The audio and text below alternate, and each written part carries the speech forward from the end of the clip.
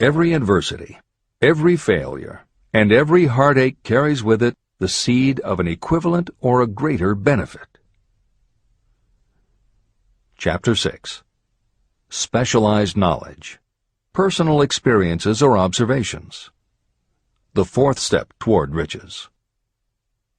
There are two kinds of knowledge. One is general, the other is specialized. General knowledge, no matter how great in quantity or variety it may be, is of little use in the accumulation of money. The faculties of the great universities possess practically every form of general knowledge known to civilization. Most of the professors have little money. They specialize in teaching knowledge, but they do not specialize in the organization or the use of knowledge. Knowledge will not attract money unless it is organized and directed through practical plans for the specific purpose of accumulating money. Lack of understanding of this fact has been the source of confusion to millions of people who falsely believe that knowledge is power. It is nothing of the sort. Knowledge is only potential power. It becomes power only when and if it is organized into definite plans of action and directed to a definite end. The missing link in all systems of education is that educational institutions fail to teach their students how to organize and use the knowledge after they have acquired it. Many people made the mistake of assuming that because Henry Ford had little schooling, he was not a man of education. Those who made this mistake did not understand the real meaning of the word educate. That word is derived from the Latin word educo, meaning to educe, to draw out, or to develop from within. An educated person is not necessarily one who has an abundance of general or specialized knowledge. An educated person is one who has so developed the faculties of their mind that he or she may acquire anything they want, or its equivalent, without violating the rights of others. During the World War, a Chicago newspaper published editorials in which, among other statements, Henry Ford was called an ignorant pacifist. Mr. Ford objected to the statements and sued the paper for libeling him. When the suit was tried in the courts, the attorneys for the paper called Mr. Ford to the witness stand for the purpose of proving to the jury that he was ignorant. They asked Mr. Ford a great variety of questions. All of them intended to prove that while he might possess considerable specialized knowledge about manufacturing automobiles, he was in the main ignorant. Mr. Ford was asked such questions as, who was Benedict Arnold, and how many soldiers did the British send over to America to put down the rebellion of 1776? In answer to the last question, Mr. Ford replied, I do not know the exact number of soldiers the British sent over, but I have heard that it was a considerably larger number than ever went back. Finally, Mr. Ford became tired of this line of questioning.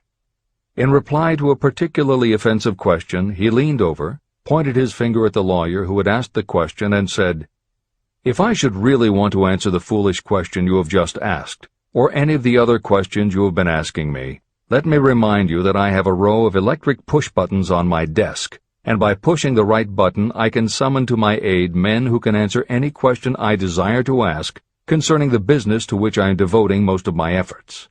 Now, will you kindly tell me why I should clutter up my mind with general knowledge for the purpose of being able to answer questions when I have men around me who can supply any knowledge I require? That answer floored the lawyer. Every person in the courtroom realized it was the answer not of an ignorant man, but of a man of education. Any person is educated who knows where to get knowledge when they need it and how to organize that knowledge into definite plans of action. Through the assistance of his mastermind group, Henry Ford had at his command all the specialized knowledge he needed to become one of the wealthiest men in America. It was not essential that he have this knowledge in his own mind. You can get all the knowledge you need. Before you can transmute your desire into money, you will require specialized knowledge of the service, merchandise, or profession that you intend to offer in return for fortune. Perhaps you may need much more specialized knowledge than you have the ability or the inclination to acquire. If this is true, you may bridge your weakness through the aid of your mastermind group. The mastermind is defined as coordination of knowledge and effort in a spirit of harmony between two or more people for the attainment of a definite purpose. The larger meaning of the mastermind group is explained in greater detail in later chapters. Editor's comments. After reading Hill's definition of the mastermind, many people may assume that he is describing teamwork. That would not be correct. The following explanation is adapted from the Napoleon Hill Foundation's book, Believe and Achieve. Teamwork can be achieved by any group, even one whose members have disparate interests, because all it requires is cooperation. In teamwork, people might simply be cooperating because they like the leader or out of a sense of duty. Some team members will give 100% to any team that pays them enough, but they have little concern about the objective. And sometimes there is good teamwork because different members have different agendas. A board of directors may disagree, even be unfriendly, and still run a business successfully. Musical groups are made up of notoriously self-centered people who work as a team if it will help them get ahead. Masterminds, on the other hand, are formed of individuals who have the same agenda, a deep sense of mission, and commitment to the same goal. Masterminds represent the highest order of thinking by a group of knowledgeable people, each contributing their absolute best according to their abilities, expertise, and background. If you have ever been a part of a meeting when everything just clicked and ideas built upon other ideas, with each member contributing until out of the group activity came the best possible idea or solution, that was a mastermind at work. Napoleon Hill believed that you must make the mastermind experience a regular part of your life if you really want to succeed. How to select the right people for your mastermind will be discussed further in Chapter 11, The Power of the Mastermind. This is the end of the editor's comment. The accumulation of great fortunes calls for power, and power is acquired through highly organized and intelligently directed specialized knowledge.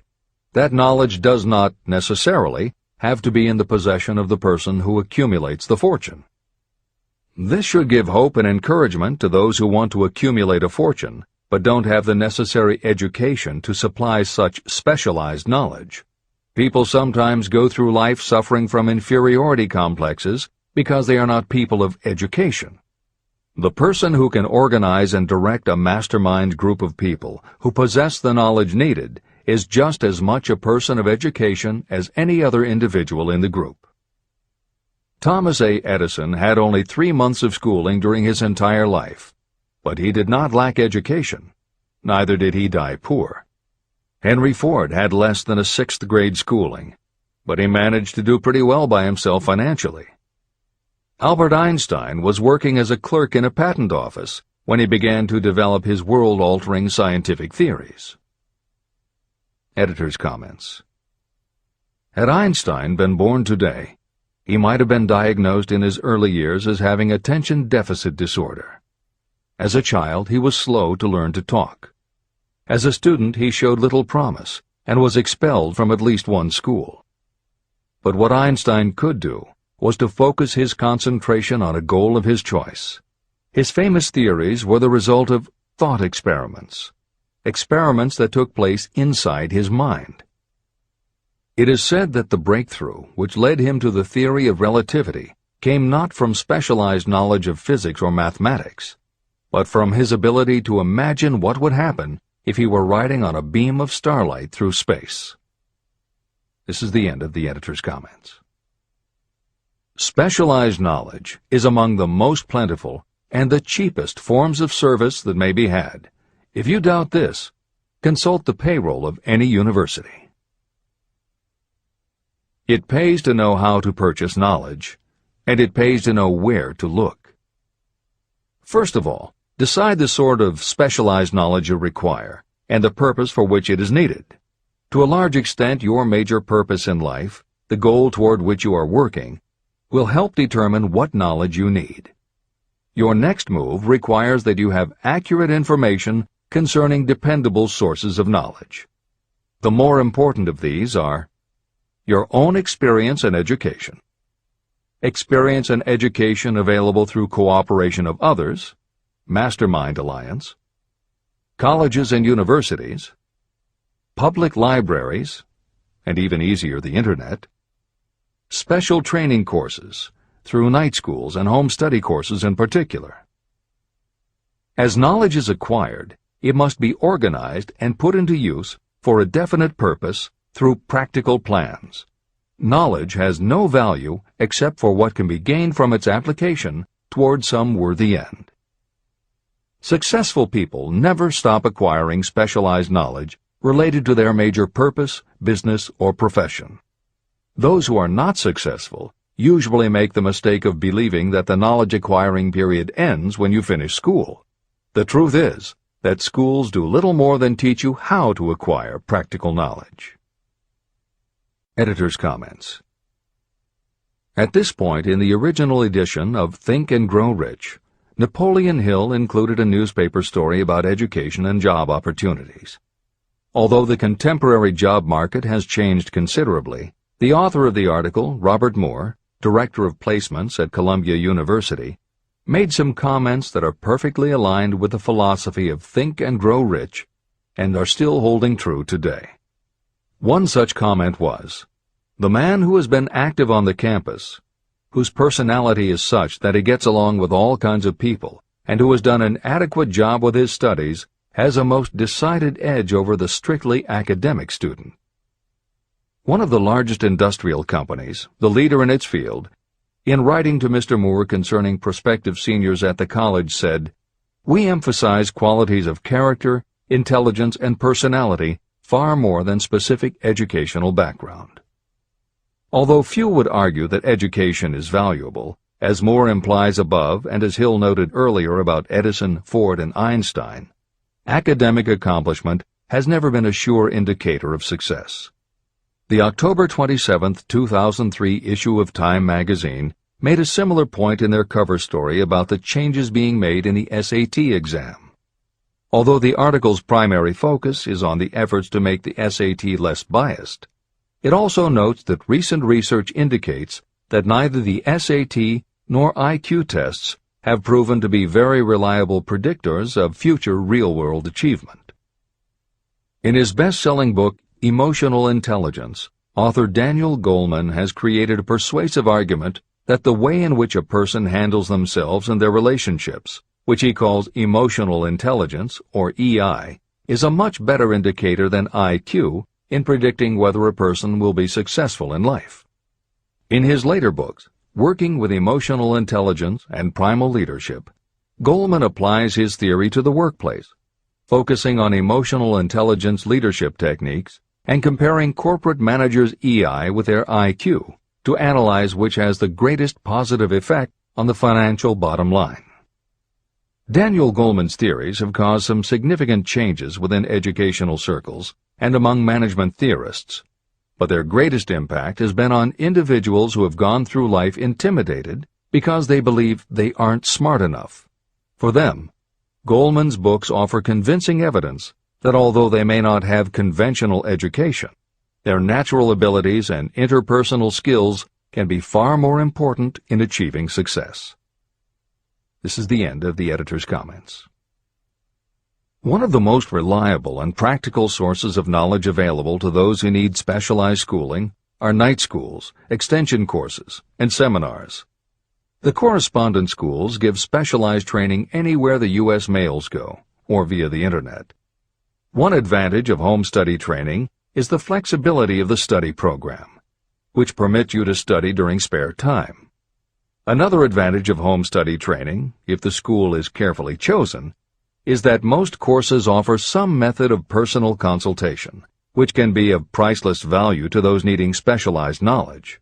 No matter where you live, you can share the benefits. A lesson from a collection agency. Anything acquired without effort and without cost is generally unappreciated and often discredited. Perhaps this is why we get so little from our marvelous opportunity in public schools. The self-discipline you will learn from a program of specialized study can make up for the wasted opportunity when knowledge was available without cost. Being asked to pay, whether you make good grades or poor, has the effect of causing you to follow through with a course when you would otherwise drop it. I learned this from experience when I enrolled for a home study course in advertising. After completing 8 or 10 lessons, I stopped studying. But the school did not stop sending me bills. In fact, they insisted upon payment whether I kept up my studies or not. I decided that if I had to pay for the course, which I had legally obligated myself to do, I should complete the lessons and get my money's worth. Correspondence schools are well-organized businesses. At the time, I felt that their collection system was somewhat too well organized, but I learned later in life that it was a valuable part of my education. The truth is that their collection department constituted the very finest sort of training on decision-making, promptness, and the habit of finishing what you begin. The collection system that forced me to finish the course turned out to be worth much in the form of money earned. The road to specialized knowledge. We have in this country what is said to be the greatest public school system in the world. One of the strange things about human beings is that they value only that which has a price. The free schools of America and the free public libraries do not impress people because they are free. This is the major reason why so many people find it necessary to acquire additional training after they finish school and go to work. It is also one of the major reasons why employers give greater consideration to employees who take specialized training courses. They have learned that those who have the ambition to give up a part of their spare time to studying at home have in them those qualities that make for leadership. There is one weakness in people for which there is no remedy. It is the universal weakness of lack of ambition. People who give up some of their spare time to take courses seldom remain at the bottom very long. By taking such courses, they open the way for the upward climb, remove many obstacles from their path, and attract the interest of those who have the power to help them. The home study method of training is especially suited to people who have already started working. They often find that after having left school, they still need additional specialized knowledge, but cannot spare the time to go back to school. Stuart Austin Weir was a construction engineer. He followed this line of work until the Depression hit and severely limited the construction business. He took inventory of himself and decided to change his profession to law. He went back to school and took special courses to prepare himself as a corporation lawyer. He completed his training, passed the bar examination, and quickly built a lucrative law practice as a patent attorney. Just to keep the record straight, and to anticipate the excuses of those who will say, "I couldn't go to school because I have a family to support," or "I'm too old," I will add that Mr. Weir was past 40 and married when he went back to school. Moreover, by carefully selecting highly specialized courses, Mr. Weir completed in 2 years the work that it takes the majority of law students 4 years to do. It pays to know how to purchase knowledge. A simple idea that paid off. Here's another specific example about a salesman in a grocery store who found himself suddenly unemployed.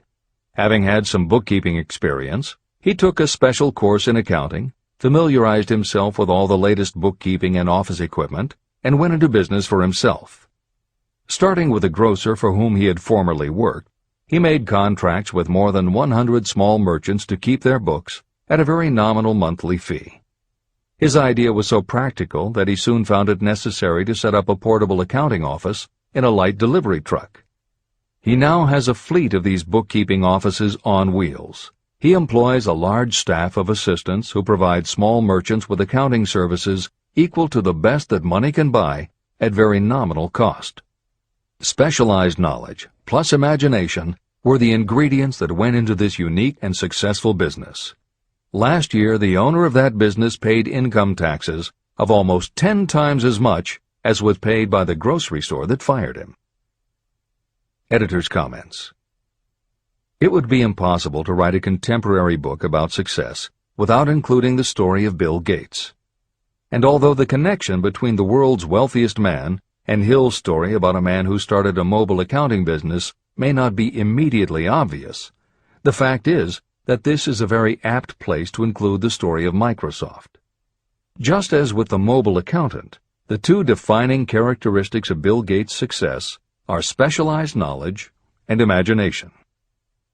Everyone had recognized at an early age that Bill Gates was a very bright student, but he had little interest in anything other than science and math.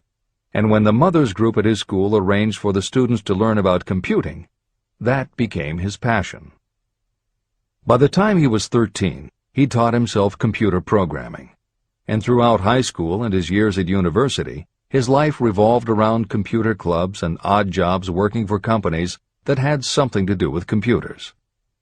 Although at various times he toyed with the idea of a career in science or law, it is probably fair to say that while he was still in school, Bill Gates knew, in general terms, what his burning desire in life would be. He paid little attention to general knowledge, but devoted himself to assembling the specialized knowledge he would need to achieve his definite major purpose. Gates' burning desire heated up the day his friend and fellow computer club member Paul Allen bought a copy of the January 1975 issue of Popular Electronics. On the cover was a picture of an inexpensive desktop computer, the Altair 8800, which could be built from a kit. Gates and Allen knew in their gut that there were other students just like them who would love to get their hands on one of these things. At the time, it took a lot of imagination to foresee the impact computers might have on the average person. And even though they didn't own an Altair, they decided they could write a computer program for it. That took even more imagination. They contacted Ed Roberts, the founder of the company that made the Altair, and pitched their idea. Roberts told them he was getting offers from all over, and his policy was that whoever wrote it first would get the job. For the next 2 months, they tore apart the manual, gleaning the specialized knowledge they would need to write the program. They were the first to deliver a workable operating system, and Roberts bought it from them for $3,000 plus a royalty on sales. With their vision of the future burning in their imaginations, Gates and Allen used the advance and their royalties to launch a company that would be in the business of writing computer programs. They named their new company Microsoft and called old friends from their high school computer club to staff it. Bill Gates was 19 and Paul Allen was only a few years older. They and about 9 of their friends started writing programs for Apple Computer, Commodore, and anyone else who would contract with the company for their services. For the next 5 years, Bill Gates and Paul Allen had their share of imaginative ideas, but mostly they concentrated on learning the specialized knowledge needed to run and grow a successful business. Then in 1980, IBM, which had finally decided to get into the small computer business, needed help getting up to speed. They approached Microsoft to write an operating system for the new computer venture. Once again, specialized knowledge and imagination were the qualities that guided Bill Gates. In their imagination, Gates and Allen could see an even bigger future than before, and through specialized knowledge of what computers were capable of, they knew the role they could play in that future.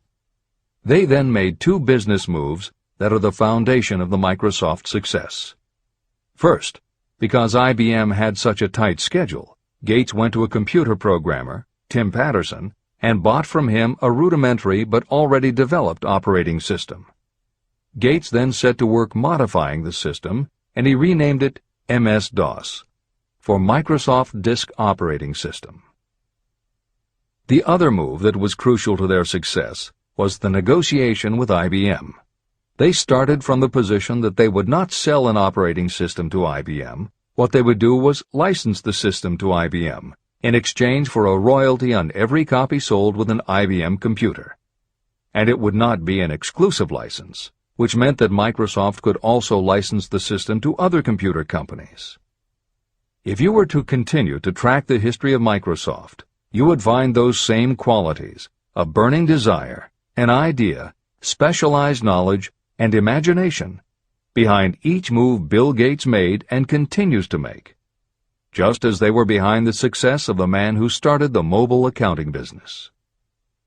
This is the end of the editor's comments. The beginning of the successful mobile accounting business was an idea. I know this is true because I was the one who gave him that idea. Now I'd like to pass on the story of another idea. And it was my accountant friend who indirectly suggested this one to me. When I first proposed the accounting idea to him, he said, "I like the idea, but I would not know how to turn it into cash." In other words, he did not know how to market his bookkeeping knowledge after he had acquired it. So, with the aid of a young woman copywriter, a very attractive presentation was prepared describing the advantages of the new system of bookkeeping. The brochure told the story of this new business so effectively that its owner soon had more accounts than he could handle. There are thousands of people all over the country who need the services of a merchandising specialist capable of preparing an attractive way to market personal services. This idea was born of the necessity to solve a specific problem. But it did not stop by serving merely one person. The woman who created the presentation has a keen imagination. She saw in her newly born brainchild the making of a new profession to serve thousands of people who need practical guidance in marketing personal services. Spurred to action by the success of her first prepared plan to market personal services, this woman turned to solving a similar problem for her son. He had just finished college, but had been totally unable to find a market for his services. The plan she created for him was the best example of merchandising personal services I have ever seen. When the presentation had been completed, it contained nearly 50 pages of beautifully typed, properly organized information. It told the story of her son's natural abilities, schooling, personal experiences, and a great variety of other information.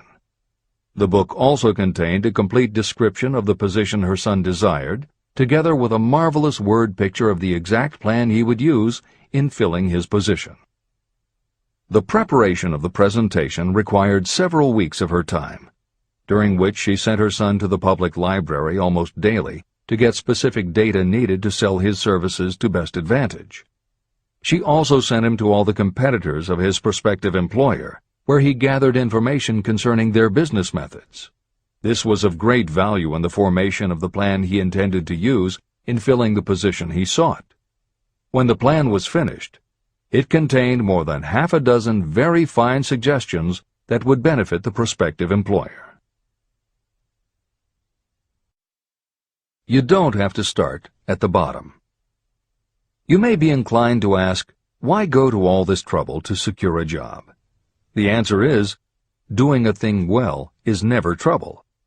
The plan prepared by this woman for her son helped him get the job at the first interview and at a salary fixed by himself. Moreover, and this too is important, the position did not require the young man to start at the bottom. He began as a junior executive at an executive salary. Why go to all this trouble? Well, for one thing, this young man's planned presentation saved him no less than 10 years of working his way up. The idea of starting at the bottom and working your way up may appear to be sound, but the major objection to it is this. Too many of those who begin at the bottom never manage to lift their heads high enough to be seen by those who count. And the outlook from the bottom is not very bright or encouraging. It has a tendency to kill off ambition. You get into a rut, and you accept your fate because you form the habit of daily routine. Often this habit finally becomes so strong you don't even try to throw it off. And that is another reason why it pays to start 1 or 2 steps above the bottom. By so doing, you will form the habit of looking around, of observing how others get ahead, of seeing opportunity, and of embracing it without hesitation. A splendid example of what I mean is Dan Halpin. During his college days, he was manager of the famous 1930 championship Notre Dame football team, when it was under the direction of the late Knute Rockne. Halpin finished college at a very unfavorable time. The Depression had made jobs scarce. So after a fling at investment banking and motion pictures, he took the first job with a potential future he could find. It was selling electrical hearing aids on a commission basis. Anyone could start in that sort of job, and Halpin knew it, but it was enough to open the door of opportunity to him. For almost 2 years he worked at the job, but it didn't satisfy him. He would never have risen above that job if he had not done something about his dissatisfaction. He aimed first at the job of assistant sales manager of the company, and he got the job. That single step upward placed him high enough above the crowd for him to see still greater opportunity. Also, it placed him where opportunity could see him. In his new position, he did so well selling hearing aids that A.M. Andrews, chairman of the board of the Dictograph Products Company, a competitor of the company for which Halpin worked, asked to meet with him. Mr. Andrews wanted to know something about that man Dan Halpin, who was taking big sales away from the long-established Dictograph Company. When the interview was over, Halpin was the new sales manager in charge of the Acousticon division of Dictograph. Then, to test young Halpin's mettle, Mr. Andrews went away to Florida for 3 months, leaving him to sink or swim in his new job. He did not sink. Knute Rockne's spirit of "all the world loves a winner and has no time for a loser" inspired him to put so much into his job that he was elected vice president of the company. Vice president was a job that most would be proud to earn through 10 years of loyal effort, but Halpin turned the trick in little more than 6 months. One of the major points I'm trying to emphasize through this entire philosophy is that we rise to high positions or remain at the bottom because of conditions we can control, but only if we desire to control them. I am also trying to emphasize another point, that both success and failure are largely the results of habit. I have not the slightest doubt that Dan Halpin's close association with the greatest football coach America ever knew planted in his mind the same kind of desire to excel that made the Notre Dame football team world famous. Truly, there's something to the idea that hero worship is helpful, provided you worship a winner.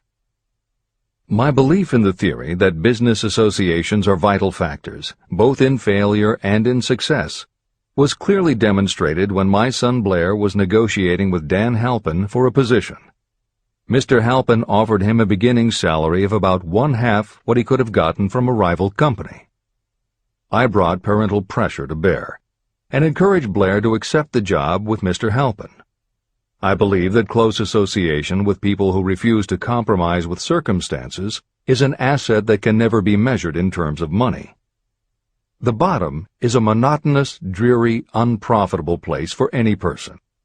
That is why I have taken the time to describe how lowly beginnings can be overcome by proper planning. Make your ideas pay off through specialized knowledge.